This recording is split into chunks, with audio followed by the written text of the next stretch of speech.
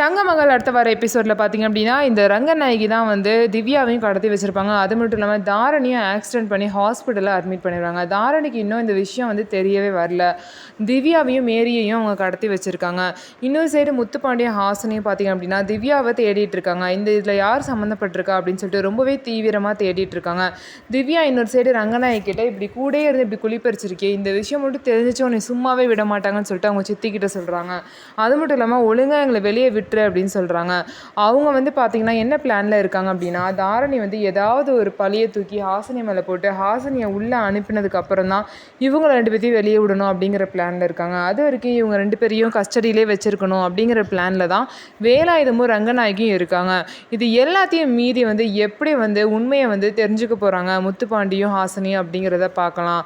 அது மட்டும் இல்லாமல் தாரணிக்கு இந்த விஷயம் தெரிஞ்சாலே போதும், அவங்களே வந்து எல்லா விஷயத்தையும் பார்த்துப்பாங்க. அவங்க சித்தியை கண்டிப்பாக வந்து ஜெயிலுக்குள்ளே போட்டுருவாங்க. ஸோ அந்த மாதிரி தான் கூடிய சீக்கிரம் ரங்கநாயகியும் வேலாயுதமும் மாட்ட போகிறாங்க. அந்த அற்புதமான காட்சியை நம்ம பொறுத்து இருந்து பார்க்கலாம். நம்ம வீடியோ உங்களுக்கு பிடிச்சிருந்தா நம்ம வீடியோவை லைக் பண்ணிக்கோங்க. அதுக்கப்புறம் மறக்காமல் நம்மளோட சேனலை சப்ஸ்கிரைப் அண்ட் ஹைப் பண்ணிவிட்டு பாருங்கள்.